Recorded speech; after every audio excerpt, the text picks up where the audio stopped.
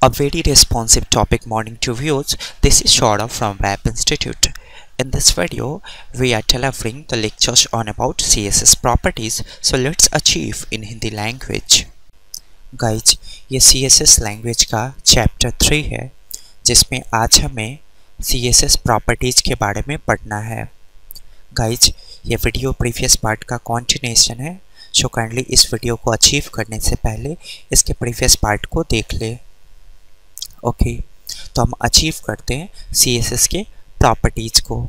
Guys, कैसे HTML में हमने आपको बताया था कि HTML को अगर आप सीखना चाहते हो तो आप टैग्स को याद कर लो. उसी तरह से CSS को अगर आप सीखना चाहते हो तो आप प्रॉपर्टीज़ को याद कर लो.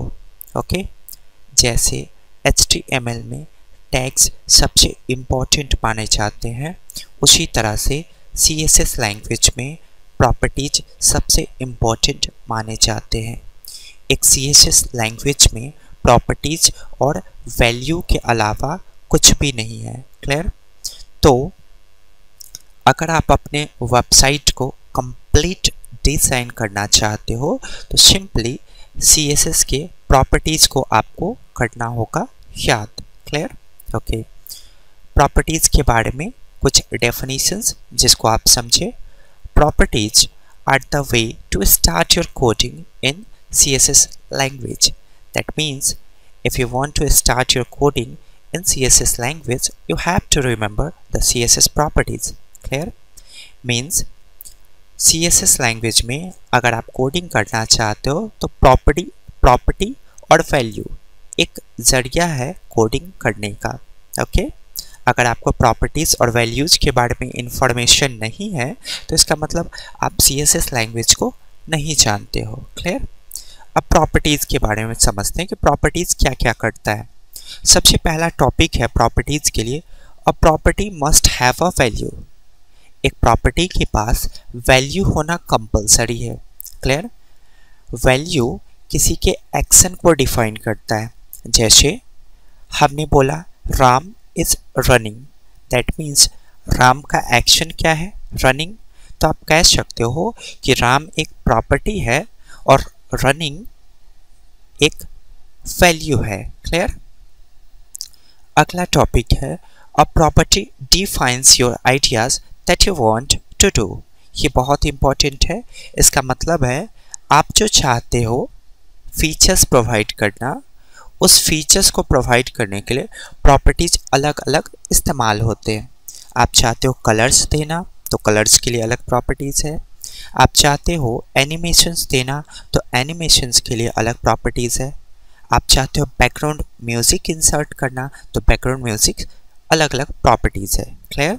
ओके, जैसे आपने HTML में पढ़ा था हर वर्ड के लिए अलग अलग टैग्स है. पैराग्राफ के लिए P, बोल्ड के लिए B, हेडिंग्स के लिए H1. उसी तरह से अलग अलग काम के लिए अलग अलग प्रॉपर्टीज CSS में मौजूद हैं. ओके, अब आप कैसे पहचानोगे कि CSS का प्रॉपर्टी और वैल्यू है? So that's why we are defining here how to identify properties. Clear? ये प्रॉपर्टी और वैल्यू का सिंटैक्स है. जिस वेबसाइट के एडिटिंग कोड में आपने देखा कॉलन का साइन, कॉलन के लेफ्ट हैंड साइड वाला वर्ड कहलाएगा प्रॉपर्टी और कॉलन के राइट हैंड साइड वाला वर्ड कहलाएगा वैल्यू. तो एक प्रॉपर्टी और वैल्यू का सिंटैक्स कुछ इस तरह का होता है. क्लियर? आप जो चाहते हो करना अपने वेबसाइट में, उसके लिए जो स्पेशल प्रॉपर्टीज इस्तेमाल होते हैं उन प्रॉपर्टी को आप यहाँ लिखोगे और उसके लायक जो एक्शंस होंगे यानी वैल्यूज़ होंगे उनको आप यहाँ पे राइट करोगे. क्लियर? तो अब आप पहचान जाओगे कि कौन सा प्रॉपर्टी है, कौन सा वैल्यू है. कॉलन के लेफ्ट साइड प्रॉपर्टी, कॉलन के right side value. Clear?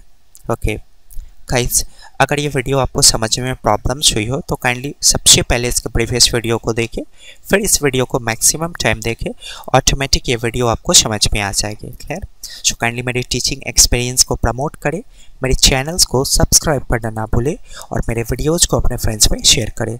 So stay tuned to our channel guys. Thanks for watching my videos. Have a great day.